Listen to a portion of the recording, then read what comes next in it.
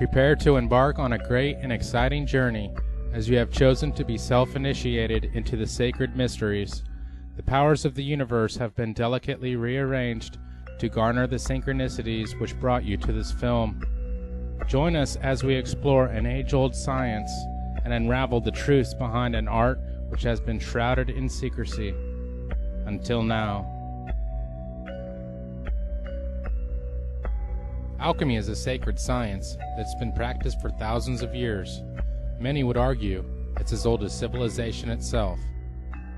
The word alchemy translates al, Kemet, or from Egypt, as Egypt was well known as Kemet in ancient times. Kemet means the Black Land, as Egypt was well known for this due to their highly fertile soils along the Nile. The term alchemy comes from the Arabic al-Chem, which in turn is said to come from the Egyptian Chem, meaning black, and referring to the Egyptians' own name for their country, Kemet, the Black Land. Thus the term alchemy is the origin of the term black art, though the meaning is very different than that later ascribed to this phrase. However, others say that the word comes from the Greek chemi. Considering that the Egyptians and the Greeks were in close contact for hundreds of years, and that the Greeks in fact ruled Egypt through the Ptolemaic dynasty for 300 years, and that each seriously influenced the culture of the other, the term could very well be a play on both words. The Hellenistic era, and Hellenistic Egypt in particular, was a very fertile time in the history of magic. Ancient forms of magic met and merged, creating new disciplines. Magical forms still very much in use today, such as Hermeticism and alchemy, have their origin in Hellenistic Egypt. Much of alchemy is highly misunderstood and has been kept secret in a variety of magical and fraternal organizations. The list of alchemists is known to originate with Thoth, who is widely credited for being the author of science, religion, mathematics, geometry, philosophy, medicine, and magic. Thoth is said to bring to civilization the calculations for the establishment of the heavens, stars, earth, and everything in them. In other words, matter. Compare this to how his feminine counterpart, Mot, was the force which maintained the universe, otherwise, spirit. The unification of matter and spirit became a centerpiece in alchemical thought. As the teaching spread, Thoth became known in other cultures as the Greek god Hermes. The two formally became the same as Hermes Trismegistus, of which he is currently known. This was the birth of the Hermetic tradition, and remains the same in many aspects today. One of the foundational manuscripts of alchemy is known as the Emerald Tablet, which is said to contain the secrets of the art. Many translations are available. Perhaps one of the most well-known was done by Isaac Newton. "'Tis true without lying, certain and most true. That which is below is like that which is above, and that which is above is like that which is below, to do the miracles of one only thing. And as all things have been and arose from one by the meditation of one, so all things have their birth from this one thing by adaptation. The sun is its father, the moon its mother. The wind hath carried in its belly, the earth its nurse. The father of all perfection in the whole world is here. Its force or power is entire if it be converted into earth. Separate thou the earth from the fire, the subtle from the gross, sweetly with great industry. It ascends from the earth to the heaven, and again it descends to the earth, and receives the four things superior and inferior. By this means you shall have the glory of the whole world, and thereby all obscurity shall fly from you. Its force is above all force, for it vanquishes every subtle thing, and penetrates every solid thing. So was the world created. From this are and do come admirable adaptations, whereof the means or process is here in this. Hence I am called Hermes Trismegistus, having the three parts of the philosophy of the whole world. That which I have said of the operation of the sun is accomplished and ended." Famous alchemists have included the likes of Pythagoras, Galileo, Da Vinci, and Isaac Newton. Newton was not only the father of physics, he tried to be the father of chemistry as well. Except back then in the 1600s, they called it alchemy. So we have to realize that science, as noble as it is, has very humble beginnings. In fact, Many researchers feel very strongly about how important the teachings were and the influence alchemy has had on many of the great minds of our time. The secret teachings were known as esoteric or occult or symbolist teachings and were held to contain the secrets of the universe and the keys to great magic. Those who were allowed to receive the mysteries often went on to join a who's who of historical movers and shakers. Pythagoras, Plato, Aristotle, Galileo, Copernicus, Da Vinci, Kepler, Isaac Newton, Napoleon. They were rewarded for their pursuit of the ancient wisdom with not just knowledge, but a new way of thinking that allowed them to write their names in human history. Hermeticism and the writings from the Hermetica were held to be the Western retelling of the wisdom from the mystery schools. They contained, albeit in a degenerated form, strains of the ancient wisdom said to have been passed down from the gods. There are fragmentary Hermetic texts dating from, dates in dispute, but dating from 3rd, 2nd, 1st centuries AD, in which the language and mode of expression is ancient Greek, but the subject matter is, if not entirely, largely derived from, or actually a part of, the ancient Egyptian doctrine of the transformation of the soul. This is the basis of the Hermetic belief, and it then proliferates into those various disciplines, is practiced in one form or another throughout Islam, percolates up into Western Europe in the Italian Renaissance, and then occupies much of the minds and hearts and studies of major Renaissance figures, up to and including Isaac Newton, who actually spent much more time of his life studying alchemy and number symbolism than he did studying what would now be modern science. This is an acknowledged fact that is seldom acknowledged by modern scientists, but as a matter of fact, Newton might be called not one of the last, certainly, but one of the most eminent of the Hermeticists. The Alchemist Journey is known as the Great Work and is broken down into several chemical, psychological, physiological, societal, and planetary levels. The alchemists work with what is known as the 3 primes, or tria prima. These are sulfur, the omnipresent spirit of life; mercury, the fluid connection between the high and the low; and salt, base matter. The 4 elements are also very important to the alchemist and stand as primary principles: fire, water, earth, and air. All play an integral part in the alchemist's studies. The alchemist is familiar with 7 primary metals which are ruled, influenced, or dominated by 7 planetary influences used in alchemical work. They are gold, dominated by the sun, which provides energy and life to everything in the solar system. The sun is our sense of self, our willpower, organizing ability, self-integration, energy levels, vitality, and success. The sun corresponds to the heart, spinal column, vision, and distribution of heat in the body.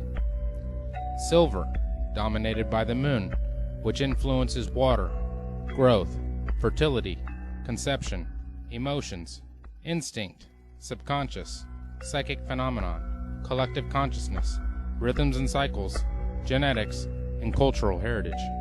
The moon corresponds to the brain, female organs, stomach, and all fluids in the body. Copper, dominated by Venus, which influences herbalism, spagyrics, magic, arts, music, poetry, design, theater, harmony, proportion, integration, meditation of opposites into a whole, odors, perfumes, and love. Venus corresponds to the skin, kidneys, perspiration, transformation and enrichment of substances within the body, sexual organs, and smell. Iron, dominated by Mars, which influences intense and often violent energy that brings dynamic power to all it encounters. It increases psychic ability as well as motion and power in the physical realm. Mars corresponds to the muscular system, male sexual organs, marrow, blood formation, adrenaline, and the purging of the body to maintain health. 10. Dominated by Jupiter, which influences good health, wealth, philosophical and religious matters, ceremony, and the enjoyment of life. Jupiter corresponds to the liver, arteries of the stomach and abdomen, digestion and assimilation of oxygen and nutrition, antibiotic functions, cell growth, and general energy levels. Mercury, dominated by Mercury, which influences communication, commerce, initiation into the mysteries, alchemy, Kabbalah, astrology, magic, writing, transmission of information, nerves, dexterity, mental skills, and speedy distribution of energy. Mercury corresponds to the nerves, speech, hearing, coordination between thoughts and speech or actions, throat, thyroid, nervous system, and spinal fluid. Lead, dominated by Saturn, which influences old age, chronic disease, karma, and learning. Saturn corresponds to the bones, teeth, spleen, hair, minerals in the body, joints, and flexibility. Calcination is the first of the following 7 major operations in the alchemy of transformation. Chemically, the calcination process involves heating a substance in a crucible or over an open flame until it is reduced to ashes. In the Arcanum experiment, calcination is represented by sulfuric acid, which the alchemist made from a naturally occurring substance called vitriol. Sulfuric acid is a powerful corrosive that eats away flesh and reacts with all metals except gold. Psychologically, this is the destruction of ego and our attachments to material possessions. Calcination is usually a natural humbling process as we are gradually assaulted and overcome by the trials and tribulations of life, though it can be a deliberate surrender of our inherent hubris gained through a variety of spiritual disciplines that ignite the fire of introspection and self-evaluation. Physiologically, the fire of calcination can be experienced as the metabolic discipline or aerobic activity that tunes the body, burning off excesses from overindulgence and producing a lean, mean fighting machine. Calcination begins in the base or lead chakra at the sacral cup of the base of the spine. In society, the calcination is expressed in the lives of revolutionaries, conquerors, and other warriors who try to overthrow the status quo. On the planetary level, it is the fire of creation, the formation of a livable environment from molten matter and volcanic ashes.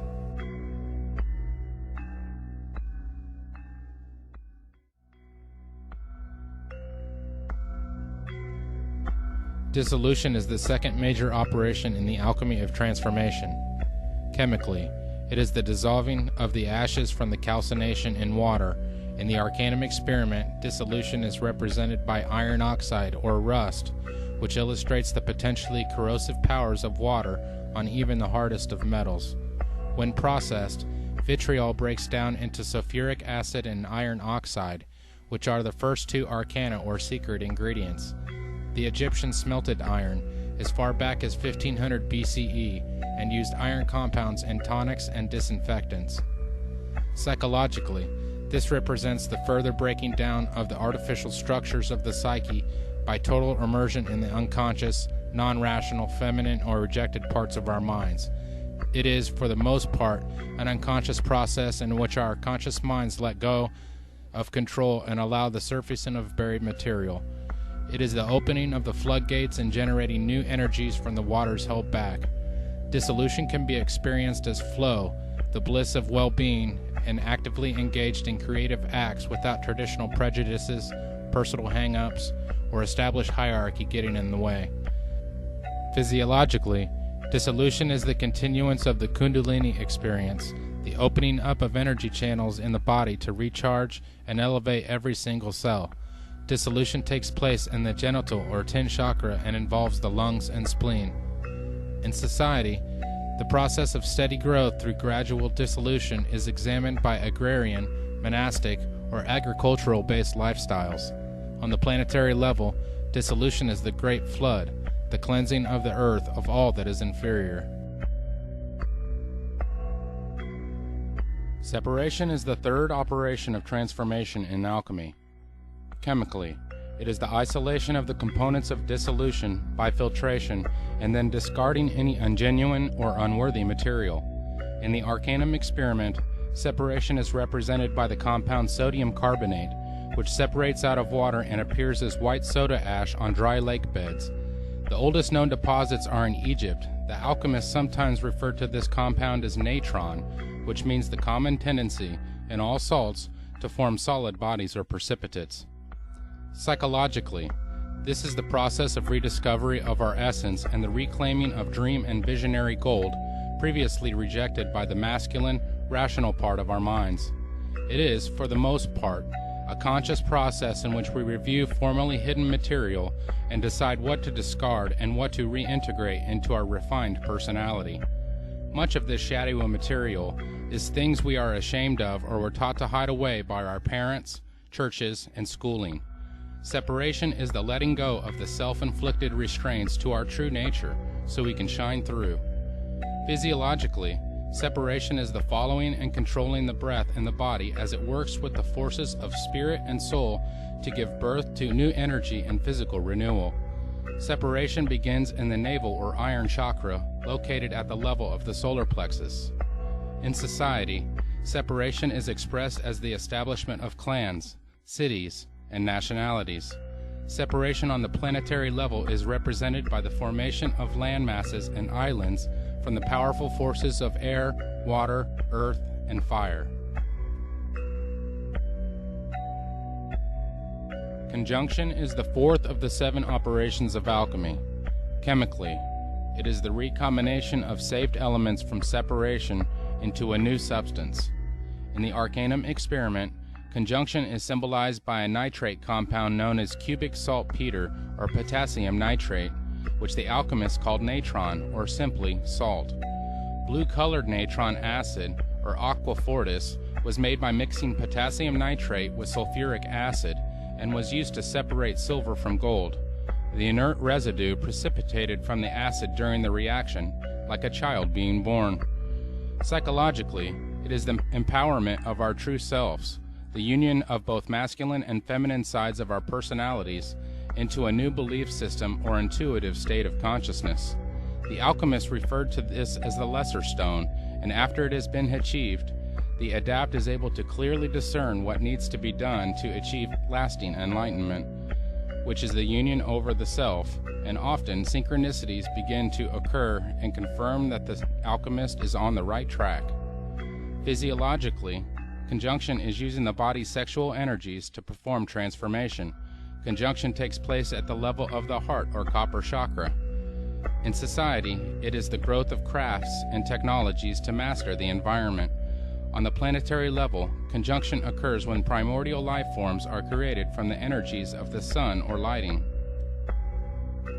Fermentation is the 5th operation in the alchemy of transformation. Fermentation is the 2-step process that begins with the putrefaction of the hermaphroditic child from the conjunction, resulting in its death and resurrection to a new level of being. The fermentation phase then begins with the introduction of new life into the product of conjunction to strengthen it and ensure its survival. Chemically, the fermentation is the growth of a ferment bacteria in organic solutions, such as occurs in the fermenting of milk to produce curds and cheese, or in fermenting of grapes to make wine. In the Arcanum experiment, the process of fermentation is represented by a compound called liquor hepatis, which is an oily, reddish-brown mixture of ammonia and the rotten egg-smelling compound hydrogen sulfide.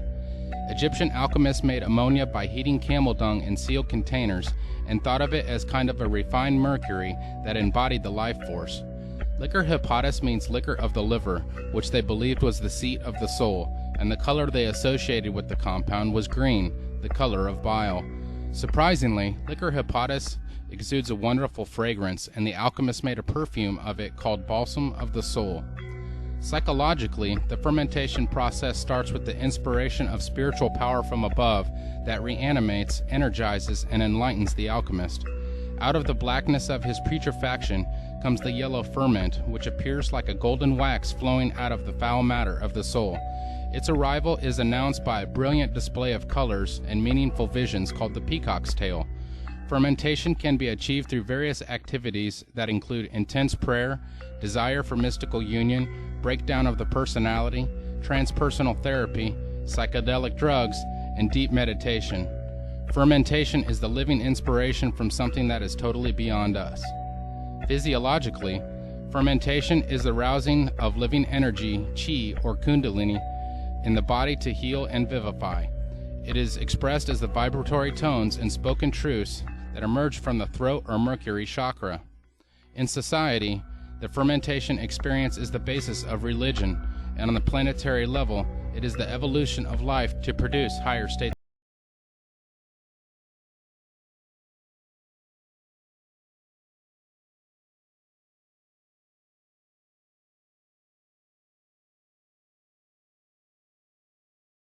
Chemically, it is the boiling and condensation of the fermented solution to increase its purity, such as takes place in the distilling of wine to make brandy.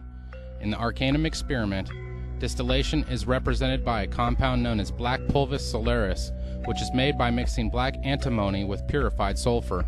The two immediately clump together to make what the alchemists called a bezoar, a kind of sublimated solid that forms in the intestines and the brain. Psychologically, distillation is the agitation and sublimation of psychic forces is necessary to ensure that no impurities from the inflated ego or deeply emerged id are incorporated into the next and final stage. Personal distillation consists of a variety of introspective techniques that raise the content of the psyche to its highest level possible, free from the sentimentality and emotions, cut off from even one's personal identity. Distillation is the purification of the unborn self, all that we truly are and can be.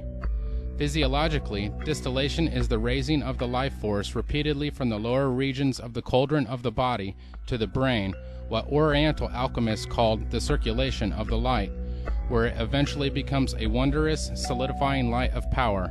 Distillation is said to culminate in the third eye area of the forehead at the level of the pituitary and pineal gland in the brow or silver chakra.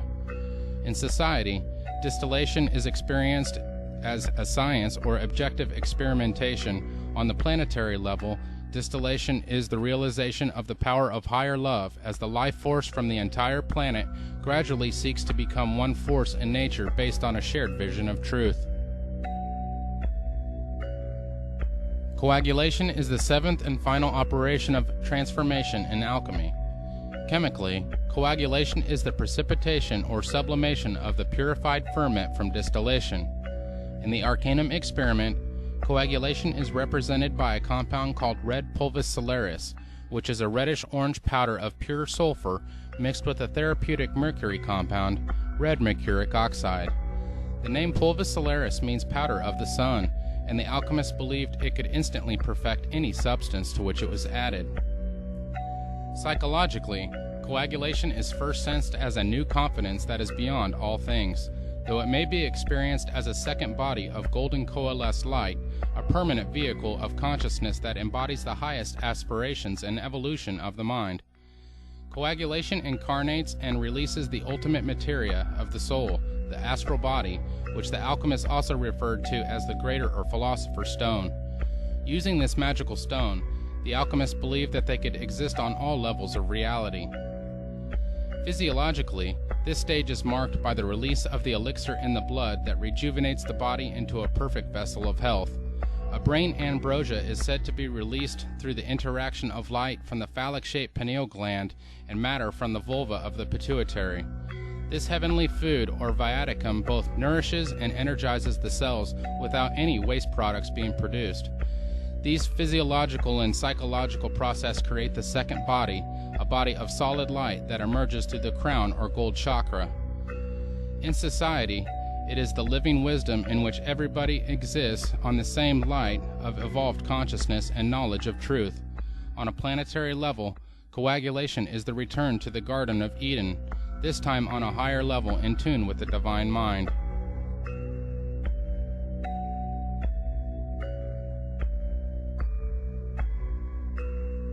Most people have a very mistaken view of what alchemy is, based largely upon the caricatures of its enemies and the misunderstandings of the uninformed.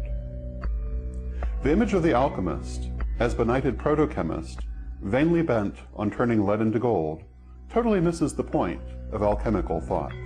It is true the Western alchemists, like their Chinese counterparts, did work with a variety of substances to try and create various elixirs and arcane effects, including the idea of transmutation of base metals.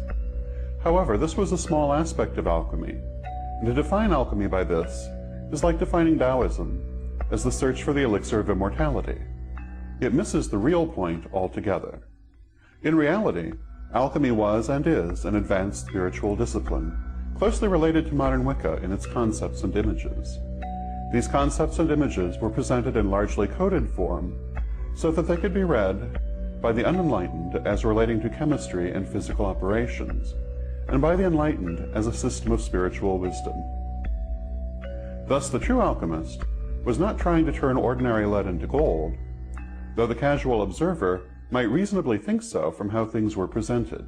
Rather, they were striving to turn the lead of an ordinary and undeveloped consciousness into the gold of a fully realized and enlightened soul.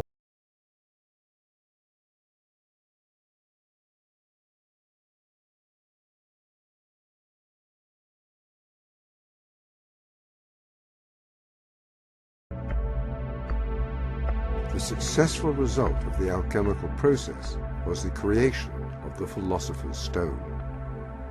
Like a true symbol, the steps can be applied to many things. It is the process, the machine. What you put into it metaphorically will undergo the archetypal steps if carefully attended by the alchemist and culminate in a higher state, the alchemical gold, charcoal into diamond. When we use charcoal as the focus of an alchemical operation, we begin by recognizing that its essential ingredient, carbon, is the materia prima that will emerge perfected as the diamond. When the charcoal undergoes the cleansing fire and a stress of geological proportions, it is hardened into a perfect, impenetrable diamond. It becomes itself the geometric map of perfect universal order. From the highest spiritual registers to the lowest physical realms, the universal order can be seen as the lattice which guides the growth of the vine, as an archetype that guides and supports life on the material plane. While many agents can be introduced into this machine and undergo the archetypal steps to its perfection, the one to which the most closely guarded alchemical allegory and occult law is addressed is consciousness itself. This is the essence of the great work, the application of this special key to this mysterious universal formula. The key directs the alchemical process to the materia prima of our very consciousness, our awareness, ourselves, our mental selves, or spiritual selves.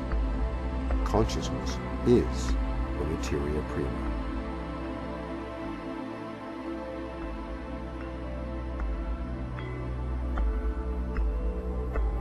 While the value of creating alchemical glass or alchemical gold may seem more obvious, one might ask, what is the benefit of applying the alchemical steps to consciousness?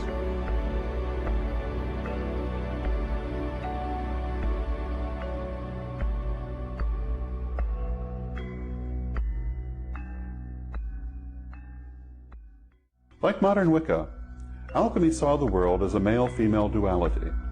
Alchemical ideas about this duality are strikingly similar to Wiccan ideas about goddess and god. The masculine polarity was thought of as red and fixed, the feminine polarity as white and volatile. The union of these two produced the physical world. The great work, or alchemical marriage, was the quest to unite and transcend this duality. It is the great work which is often mistakenly described as the quest to transmute base metals. The great work began with what is termed materia prima. This is the ordinary state of being, the lead in the analogy. The great work ended in the creation of the philosopher's stone.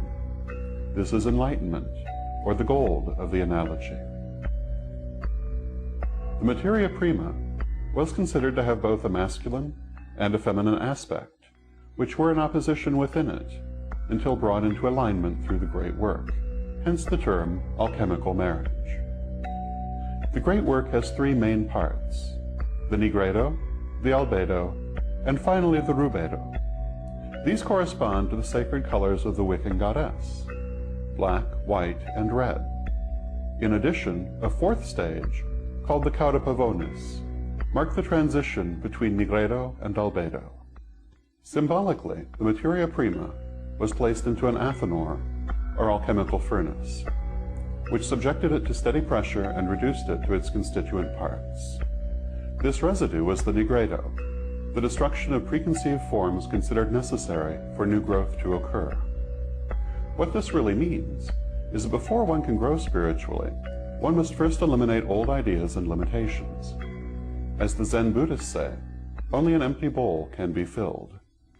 Alchemists described this principle through the maxim, "No generation without corruption," an idea similar to the Wiccan "to rise you must fall." New growth cannot take place until the old is cleared away. The nigredo then fermented until at length the cauda pavonis occurred. This was portrayed as a light show of many colors. This means that when we have purified ourselves of old ideas, we may then experience many new ideas, and indeed will at first run riot with them, learning all we can from all sources. During this period, we may in fact be bedazzled or blinded by the newfound light. But through the application of self-control, we can learn to discern what is helpful to our growth and what is merely entertaining. After the cauda pavonis, the subject must be purified, resulting in the albedo. The albedo is a pure and receptive spiritual state. This means that after initial euphoria, a more controlled spiritual growth may unfold, elevating and expanding the consciousness. Finally, after being subjected to pressure again, the albedo becomes activated as the rubedo. What this means is that spiritual knowledge, to be valuable, must be put into practice. No matter how deep the ideas, or how great the abilities, they mean nothing if they are, as Mabel Heikerel once put it, left on a shelf to gather dust. Thus old ideas must first be transcended. Then controlled spiritual growth can lead to spiritual enlightenment, which must be put into practice to be of value. This is, of course, an oversimplification, in that it is the opposite of the alchemist's own tendency, which was to overcomplication. Like the ceremonials, alchemists phrased their writings in intentionally obscure wording, ostensibly to shield their teachings from those they considered unworthy. It also served to shield themselves from persecution by religious fanatics. Alchemists used a rich symbology that included elemental, planetary, and mineral symbolism, as well as a good dose of ancient paganism. One of the principal themes of alchemical symbolism is the union of opposites, which is expressed in many ways throughout alchemical art. Such familiar figures as the four elements, the twin dragons, and the Ouroboros, the great serpent of the universe eating its own tail, were of great importance in alchemy. The masculine principle was likened to the sun and also to sulfur, while the feminine was considered lunar and likened to Mercury. The inner fire, what we today call the eternal flame or the divine spark, was described as a salt. It is this mineral symbolism above all which has led to the idea that alchemy was entirely concerned with protochemistry operations. True, alchemists did engage in such protochemistry operations in the belief that it would shed light on their spiritual operations under the credo, as above, so below, which is a principal pillar of alchemical thought, as of modern Wiccan thought. However, it was a dilettante alchemist who misunderstood the spiritual nature of the teachings and turned instead to chemical operations, not realizing that they were a code for higher knowledge. And now we can see the big picture coming into focus. Could that spark of consciousness in us all be connected to spiritual enlightenment? And by intense focus on the development of consciousness, could alchemists truly reach these levels? Even modern science is beginning to tell us a great deal about our consciousness and its connection to the rest of the infinite universe. Our knowledge of the power of the human brain has seen great strides in recent years, and possible interactions with certain glands such as the pineal are continually being investigated with many successes. In his groundbreaking book detailing his research, Dr. Rick Strassman outlines his discoveries with the pineal gland and a substance known as dimethyltryptamine, or DMT, while administering the substance to a controlled group of volunteer patients. DMT is the most potent psychedelic known thus far, is highly illegal in nearly everywhere in the world, yet it appears to be produced naturally by our pineal gland during REM stages of sleep, deep meditation, and possibly during fetal development and near-death and death experiences. The patients also reported extremely intense spiritual experiences, many of which were frightened to a fear of death due to its intensity. Could this be the sacred and mysterious, divine nectar-like substance produced in the brain during the latter levels of spiritual enlightenment, as described by the alchemists? These questions have profound implications, as much of this knowledge has been occult or secret, found only in magical and hermetic societies. Millions of Hindus bathe where the sacred Ganges and Juma rivers meet. The scriptures tell how the divine nectar, which is said to confer immortality and everlasting bliss, was once spilled into the rivers during an epic fight between the demons and the gods. They believed that from their scriptured legends, they might be able to thereby speed their way to nirvana and be spared the pain of countless rebirths in man's universe. Amazingly, this appears to be a universal aspiration of the alchemist as well. Many say this substance occurs as the activation of the Ajna chakra, or third eye, takes place. This is where the sun and the moon, the masculine and feminine, right and left brain become balanced and synergistic. This makes sense scientifically, where the brainwave patterns of each hemisphere could create a magnetic field by this balance in the exact location of the pineal, located within the hypothalamus in the center of the brain. Within nearly every culture that has existed, there is a reference to the activation of the third eye, or Ajna chakra. This is no coincidence, but rather something that even science should be inclined to research due to its statistical probability alone. In actuality, there is quite a bit of substantiated evidence of this sacred science being all that it's described as, and more, when one has the keys to its meaning and applies it diligently to their life. Should alchemy continue to be unknown and hidden within the areas such as the Vatican and secret societies who wish to withhold it from mankind? Or should the knowledge and light be given to those that seek, as Prometheus did when he stole the fire from Zeus and gave it to mankind? This is the story of Eden, which tells us of a God that wants mankind to continue just tending to the garden, not to have a consciousness, not to have spirituality, not to be like him. It is our destiny to re-enter Eden, and freely eat from the tree, and drink from the waters of life. As it is written, surely we will not die, but know that which God knows. By this we realize our true nature and divinity. We must understand that we are truly spiritual beings having a human experience, not humans trying to have a spiritual experience. It is a diligent alchemist who comes to understand the true nature of reality and become the master, the guru, the teacher in their physical, emotional, and spiritual growth, a master of their own destiny. So what happened to the spiritual aspects of alchemy when modern chemistry and physics became common knowledge of that which concerns matter, following the works of Isaac Newton?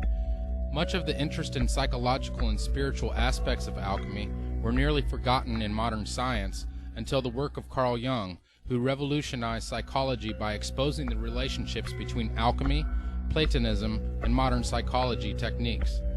In fact, he believed much according to the credo, as above, so below, that one could be understood by understanding the other. I was always looking for something in between, you know, something that linked that remote past with the present moment. And I found, to my amazement, it is alchemy. It is the the basis of our modern way of conceiving things. And therefore, it is as if it were right under the threshold of consciousness. This is a wonderful picture of how the development of archetypes, that means the movement of archetypes, looks when you look upon them as if from above, maybe from today you look back into the past and you see how the present moment has evolved out of the past. And we can construct or even predict. Modern-day philosopher and author Terence McKenna also did a great deal to revive spiritual alchemy and its connection to consciousness and our divine nature, which he consistently reiterated in his many lectures. Everything occurs in the presence of its opposite, and out of that there is generated the friction, the heat, and the light that all comes together in an indissoluble package as part of life. So what I want to talk to you about tonight, and how it relates to unfolding the stone, is the notion of alchemy, of all things. Alchemy, as I'm sure many of you know, is really the secret tradition of the redemption of spirit from matter. But many of you may imagine that alchemy is simply a discredited pre-scientific obsession of unbalanced minds interested in changing base metals into gold, lead into the stuff of commerce. This is the benighted reputation that alchemy has acquired in a century so given over to the literal and the material and the non-spiritual that it's lost all touch with the adumbrations of meaning that vibrate behind the perceptions of the alchemists. The central conception of alchemy is the conception of the philosopher's stone. What is it? It's the universal panacea at the end of time. It's the chocolate cake that your mother made once a week when you were a child, the panis supersubstantialis. It's all things to all men and all women. If you are hungry, you eat it. If you're dirty, you shower under it. If you need to go somewhere, you sit on it and you fly there. If you have a question, it answers it. It's something that the human mind senses in itself and related to, invoked, worshipped over centuries before the slow rise of the patriarchy and rationalism and materialism turned it into a myth, a fairy tale. It is not a myth or a fairy tale. It is the burning primary reality that lies behind the dross of appearances. Alchemy is based on a philosophy called Hermeticism that was developed in the 1st and 2nd centuries by Gnostic thinkers, Greeks, Jews, people inside the Roman Empire as it was beginning to show the first signs of degradation and decay, who felt a profound disaffection with their world, a disaffection that on the scale of those times was as profound as our own existential disaffection. And the Hermetic philosophers drew back from the rise of Christianity with its doctrine of the fall of man and original sin and the stain of Adam and Eve and that whole thing, and took a different tack and made 2 points which I think we need to recover and live out for ourselves. And the first point was that man, which means men and women, human beings, are divine beings, not lower than the angels, higher than the angels. The message of the alchemical and hermetic thinkers, and the Corpus Hermeticum actually uses the phrase, man is God's brother. We have no idea what it would mean in our own lives if we could throw off the notion of ourselves as fallen beings. We are not fallen beings. When you take into your life the gnosis of the light-filled vegetables, the psychedelic plants that have stabilized the sane societies of this world for millennia, the first message that comes to you is you are a divine being. You matter. You count. You come from realms of unimaginable power and light, and you will return to those realms.